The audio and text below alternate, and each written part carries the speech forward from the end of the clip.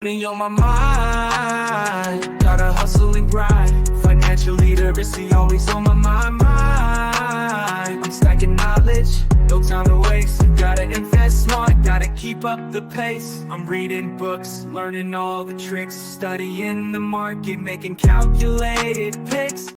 What is good, everybody?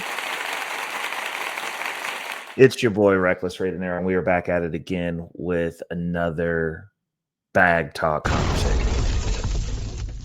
Now, before we get into it, I want to go ahead and make sure everybody hits that like button on the way in. If you're not subscribed and you've been here at least more than twice, or you're feeling the first 5 seconds of the show where you really can't make an educated guess at whether you're going to like the content or not, go ahead and hit that subscribe button. Last but not least, if you find value in these episodes that I'm doing, go ahead and share them. Get me out into the algorithm. I don't do the paid advertising. I'm not buying engagement. We're up to 394 subs. Well, at the recording of this video. Hopefully, by the time this video airs, because I am out ahead. Actually, you know what? I'm going to bump a video out to get this in sooner because this was a request from my Blossom community. If you're not on Blossom, go ahead and tap in and get joined in on Blossom. I got a link down there in the description below. We're going to talk today about my Cash App Flywheel. Now, this kind of a little bit of a rehash of a previous video that I think I've recorded at least twice now. But I like to update it with what I'm currently actually doing with the tool. So I have a video called the Cash App Play that's on my original channel that's shadow banned. I think I did an update for it when I started this channel a little while back, but I was mentioning the Cash App Flywheel, and one of the people on Blossom asked me about it. Actually, I want to give credit where credit's due. So let's see if I can go back to my page. I'm going to see if I can look that up. Because why not? Let's go on back. Let's go on back. So we did the Robinhood update. High yield. Distribution. Activity. I'm scrolling.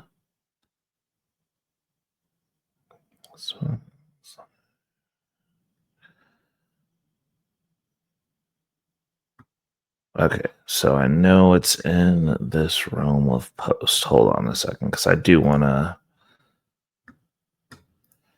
give credit where credit's due, because this is a special request video.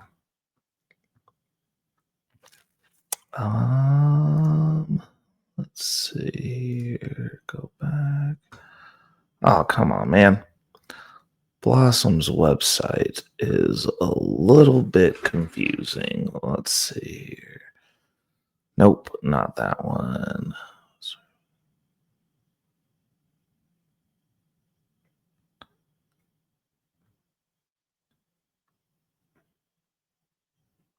Let's see. I'm still scrolling, people. Still. Oh, here we go. Here we go. Found it.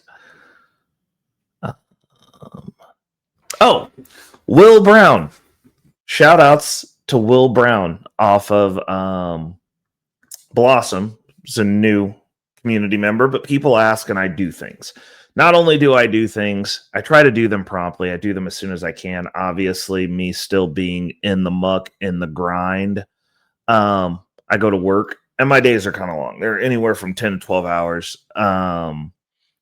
This week, obviously, if we're doing manual labor, it's a little bit more taxing than if we're doing IT stuff.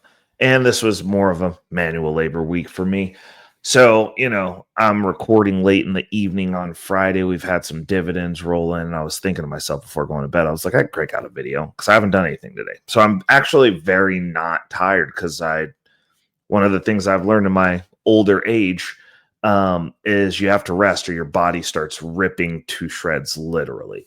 And then you have to have surgery, and it's not fun. And then you get to sit on the couch for a month and rest. So I'm manual labor weeks, we are resting. We're not, I'll go work out tomorrow. I thought about working out today, not happening. I'll do it tomorrow. Was waiting until every time I got up, my legs weren't killing me. So we rested today. So we're going to jump into it. So what we're talking about is my Cash App Flywheel. Now, like I said, I've done this episode a couple of times, but I want to do an updated one because I'm referring to it as the Flywheel now, because it is for me. And what that is this is my Cash App. As you can see, I am brokey. I don't, one of the cool things about Cash App, let's give Cash App some roses, because it's definitely some stuff that I don't like about it that I don't utilize it for anymore. But there are some things I do like. So this, I normally keep $25 in cash that you see here as like a little stipend for my I take my lunch because it's A, it saves money. B, it helps me moderate what I eat. But sometimes I'm a little bit hungrier than normal. And so I noticed I was going to the gas station a lot, even though I was taking my lunch. And then I realized I was spending a lot of money at the gas station, because if you've been to the gas station, you're not leaving there for less than $10 these days. It's crazy. It's absolute insanity. But going to the gas station is not they're taxing in there. It's not even convenient anymore. So in order for me to draw myself back and keep me from burning all my money on food, because you'd be surprised how much money people spend on food that they don't actually even need. I mean, honestly, like, I keep myself in pretty good shape. I am very stringent about my diet. I'm very stringent about exercising. Physical activity is a big part of my existence. And it's part of the reason that I'm healthier and not looking my age. But people spend a lot of money. I've seen people spend a lot of money on just food. Like, you just eat your paycheck. Like, that's crazy to me. Like, but it happens. And so one of the things that I did was I was like, I'm taking my lunch. I know that at some point during the week, I'm going to break on this and like go get some food. So I implemented a couple of rules. One of them being, I relegate myself to my Cash App card for work when I'm at work. It's like, unless I'm buying gas that day, I generally won't even take a credit card with me, except for on Thursdays, which is my Friday, which I allow myself to have a credit card meal if I want to.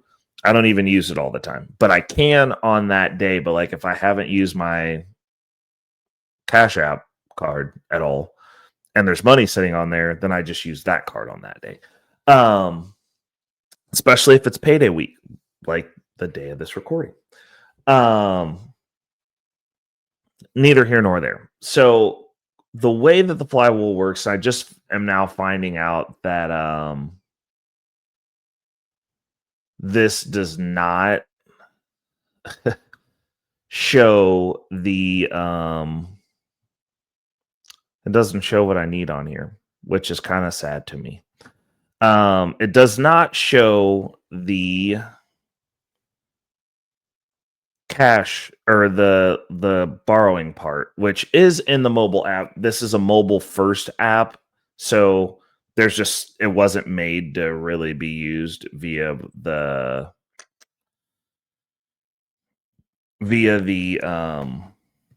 let me pull this down while we're having that conversation. It wasn't meant to be used via the internet web browser on your computer.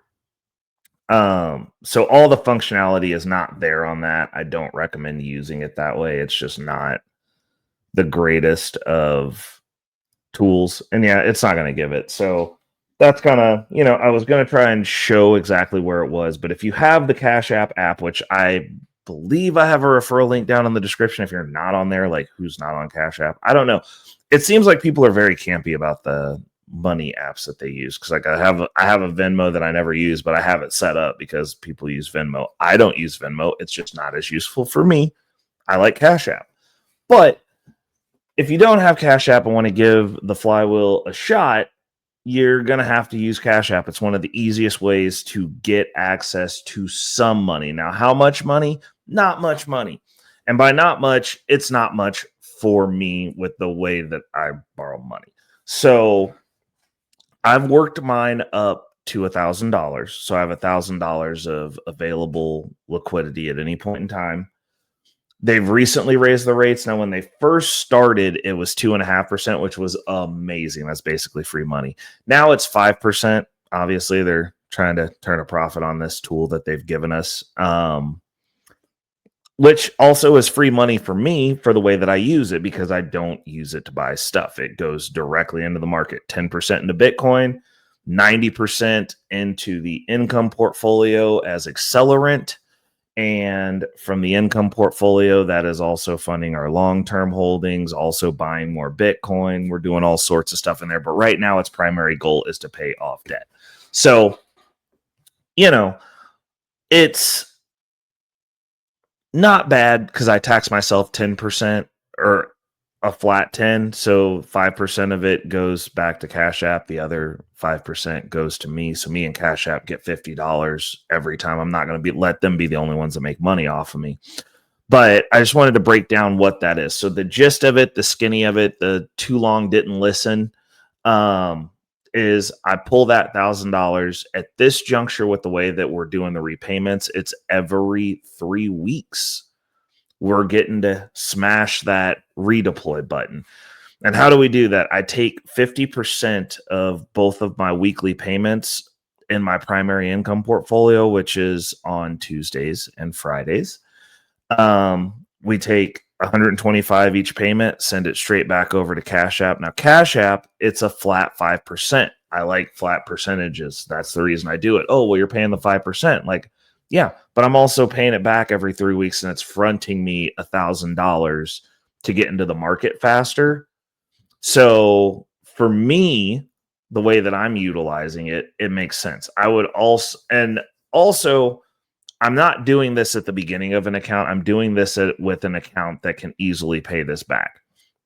Now, within the reason it's down to 3 weeks is I also have a stipend that comes off my paycheck that I use. So I'm also taking a chunk of that, paying it back with my paycheck. This is not something where I'm trying to take a shortcut. It's all the money was going to the places that it was going to. I just prefer it to get in there faster and in larger increments.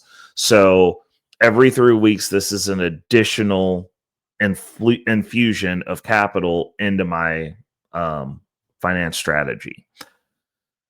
Also, that equates to roughly where I keep my accounts. It's almost, I'd say almost I'd say we're at about $100. So what's that?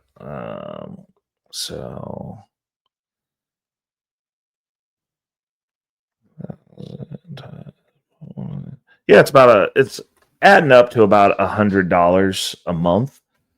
So you break that up into 4, that's about $25 a week. So you're also stair-stepping up the income as we go. And it's a small amount of money. As we're paying down the debt, we're going to be opening up some options for some larger amounts of money. And then this will probably be somewhere incorporated into that play, because even if you're using this as an additional payment on a debt balance, you're able to churn this every 3 weeks with the system that we have set up. So, I thought I wasn't going to use the Cash App play when anymore after they went up to 5%. But life is life and tools are tools. So it became the Cash App Flywheel, because I'm like, hey, I can use this to build up these accounts faster. So that's the intent and how I use it. The reason I don't necessarily recommend using debt, leverage, or anything. Oh, well, that's another reason I like this. This is outside of my margin account. I don't have to worry about getting called on this money. Like if a play goes sideways and I'm in it for $1,000 to Cash App, they can't come force liquidate my shares. I like tools that are outside of something that can just take your stuff. But the other thing that I think is great about this in comparison to the margin, outside of it being outside, is the interest rate's at 5%. Now, margin over on Robinhood, people will be like, oh, well, it's 5 point something. Like it's over 5%. Also, you can get margin called. The interest rate's low enough to where it's acceptable for what we're using it for. Now, the things that I would caution, I don't use these things to start accounts unless you're willing to just go ahead and fully pay it out of your W-2 paycheck. Now, the plus side with Cash App is most of you, especially if you haven't started utilizing this yet, don't have access to the full $1,000. It started off, it was like $20, something like that. It was something asininely low. And I was like, oh, well, cool. Like I did the same thing. I was like, well, I'll just give myself an extra $20 now to buy an asset. And then when paycheck rolled around in 2 weeks, I just paid it back in full. So I was paying it back every 2 weeks. Then they kicked it up to like 50. Then it was 100. Then it was a couple of hundred. And then, I was pretty excited when we got up to 600. And I was like, this is probably as much as I want because it's manageable. But since then, the gap between 600 and 1,000 was a little bit of a gap. Like I've been utilizing the service for, I think like 2-3 years, something like that. And, we're just now getting to $1,000, which is a good round number. I like it. It works for what we're doing. So the important thing that I'm going to restate is that if you were using this at the beginning stages of a portfolio to where like you're not making enough within the 5 weeks you have to pay this back, then I would not lean into it so heavy unless you have the capital to pay it back. That's the important thing. You don't want to start racking up debt and then just having random debt sitting out here. Like we're not about doing that over here at the Wolfpack. We're about doing stuff strategically. One of the things that we're doing that most people aren't doing is I use this literally to buy Bitcoin and high yield ETFs. Most people are using it to buy stuff. Like some of you are using it to buy lunch. Like it's crazy, but apparently you guys are doing afterpay for burritos. So to each their own, but we're doing some different stuff over here so that hopefully we can have some different outcomes over here. And this is the way that we're using it. The reason I'm calling it a flywheel is because all roads lead to Rome for me. So everything we're doing is in order to secure a financial situation now, which is a short-term problem, but long-term, it's to buy more Bitcoin. Because fortunately, the way that I've chosen to live my life, I don't have all the expenses. I don't have Gucci glasses. I don't have like an excessive car payment. I'm not spending $30,000 a month like some of the gurus are. So I don't really actually need that much to get out of the rat race. So the short-term issue is to have that. It's not that I don't want to go to work. It's just I would prefer the work to be additional income versus me having to go to work to keep a roof over my head, the air conditioning on, the internet running, so that all these lights in here. And this is one of the tools that we can use to ratchet that up, because when you're not at the mountaintop, when you're working class, making under six figures, it's not easy to get capital. Some of you don't have good credit. It's not, well, actually, I do think it's easy to get good credit personally because I understand the game and how it works because I have good credit. But starting out, like, it's not easy. And this is one of those tools that starting out, it might start off at $20, but you can work it up to 1,000 because I'm at 1,000. I know you can, like, it's doable. You just pay it back on time or early, most of the time early. And then implement systems to where you can continue to pay it back early. It's also one of the only things that I've run across where if I were starting out again, this would be something that would be pivotal that I would be leaning into because there's no credit check. It doesn't ding your credit. It gives you access to capital and it doesn't ding your credit. So like now you can be working your way up towards that first 1,000 within an ecosystem to where they're willing to front you money. You just got to pay it back within 5 weeks. And honestly, $1,000 within 5 weeks, like, should be doable. But again, if you're starting out, I wouldn't start out tapping leverage or tapping margin, period. I would wait until you had your account to where it's spitting off enough money to where now, if worst case scenario, you can take the income that's coming in and use that to pay it. But you have a fallback of your W-2 because you're still going to work. So now you have double that, so you can pay it back faster. Me personally, I believe in using debt. I don't believe in paying the minimum for as long as possible, with the exception of your house, if you have a low interest rate. And that's just because I have access to leverage now. I have access to equity now. And we're going to start using that. We're going to be using it double time, because we're going to probably get enough to get a couple of housing projects done, and then also get into the feed into our high yields to get those things going as well. But